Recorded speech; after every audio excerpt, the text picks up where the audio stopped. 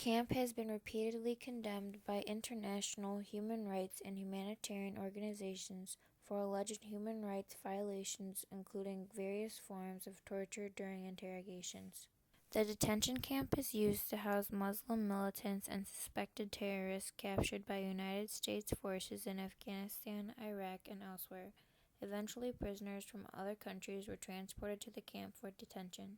Almost all detainees are being held without charge or legal means to challenge their detentions. President George W. Bush said that the camp was neither obliged to grant basic constitutional protections to the prisoners, since the base was outside the United States territory, nor required to observe the Geneva Conventions regarding the treatment of prisoners of war and civilians during wartime, as the conventions did not apply to unlawful combatants. In 2006, the legality of the commissions was restored by the Military Commissions Act, which also denied the federal court's jurisdictions to hear habeas corpus petitions on behalf of foreign detainees. 2 years later, in 2008, the Supreme Court ruled that foreign detainees did have the right to challenge their detentions in federal courts. Despite the court's ruling, several prisoners who had been cleared for release in other countries or for transfer to their home countries to be detained were denied, either because no country would accept them or because their home countries were deemed too volatile to guarantee their secure imprisonment.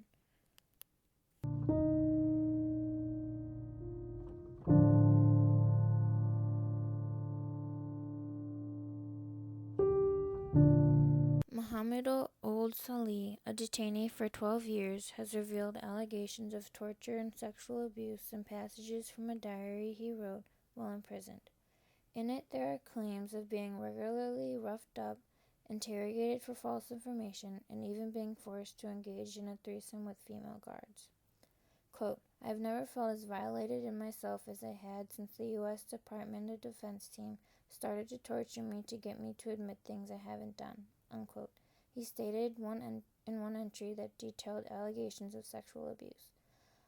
Slahi, 44 years old, is one of the camp's longest detainees after his arrival in 2002, following accusations of his involvement in a plot to bomb Los Angeles and ties to the 9/11 attacks. His attorney states that he has never been charged and has not received a trial. In an entry, he goes into detail about the threesome he was forced to participate in with 2 female guards. While being forced to participate in this action, he prayed aloud, which angered the male guard in the room, causing him to shout and punch Slahi hard in the mouth. As entries continued, they became more violent, with details that described beatings that left him covered in blood, swollen and choking for air. Throughout interrogations, he was pressured into stating false information so that he would be left alone. Samar Najai was accused of serving in Osama bin Laden's security detail and has been imprisoned for nearly 13 years without charge in Guantanamo Bay. In 2009, he was cleared for release but still remains in detention. During an interview, he tells the story of his first interrogation, which lasted for 3 months by teams that ran around the clock. During his interrogations, each session began with shouting and physical abuse.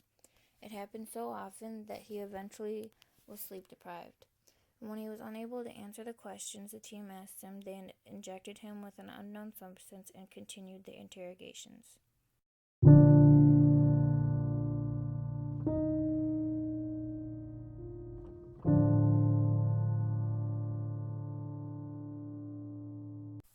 In April 2003, reporter Joe Waddell visited Guantanamo Bay for the first time and viewed firsthand where detainees are kept and how they are treated. The Bush Doctrine created a permanent state of exception in which means were permitted to pursue terrorists wherever they may be and to detain suspects for any length of time. In Camp 6, a visitor is allowed to peer through a one-way glass into one of several blocks. You can see 5 to 6 men inside wearing white prison uniforms, sitting at metal tables that are bolted to the floor in a small common area. Camp 5 is the main facility used for solitary confinement. Isolation is not only used as punishment for unacceptable behavior, but as a tool for interrogation. Individual isolation for questioning could last for hours or days, but more solitary could be imposed on the detainee whom interrogators felt were not forthcoming. Camp Echo is known as the worst facility. There, Eradichai said, quote, "I was on my own in Echo. There was only one cell, one guard. I stayed there for almost 7 months. That's where I just broke down, because I couldn't see the sky, couldn't see sunlight, couldn't see other prisoners for many months. I didn't know what I was doing," unquote. Eventually, Eradichai was transferred to a unit of Camp Delta reserved for mentally ill prisoners. Another past detainee, Sirikjan Assam, was released in 2006, said he spent most of his time at Guantanamo in isolation and psychiatric box. He was sent to Camp Echo, which was also meant for people who would not cooperate with interrogators. When they would not comply, they were forced to take pills, and if they refused, they were threatened to be injected. Assam described the effects of the shot. Quote, "That shot makes you wish to just die. Just to get out of that country, you need to suicide yourself, that's all," unquote. Some detainees go on hunger strikes, which land them in solitary confinement.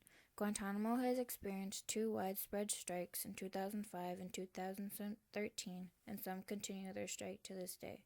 Some of the detainees that participate in these events are moved to Camp Echo. There, strikers are strapped to a feeding chair in which they are restrained. A doctor uses a feeding tube and a can of Ensure that gets poured into the tube very slowly through the nose, down the throat, and into the stomach.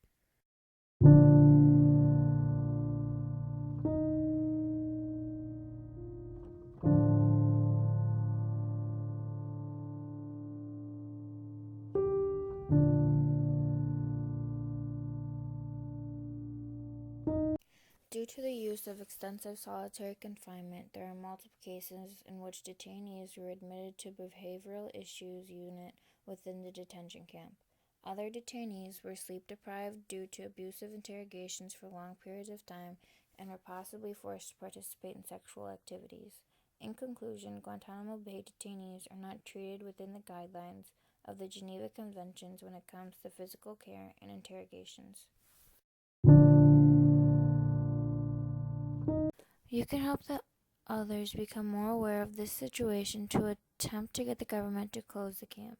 In addition, you can participate in protests that are being held in multiple cities in order to persuade the government to release these detainees and close the camp.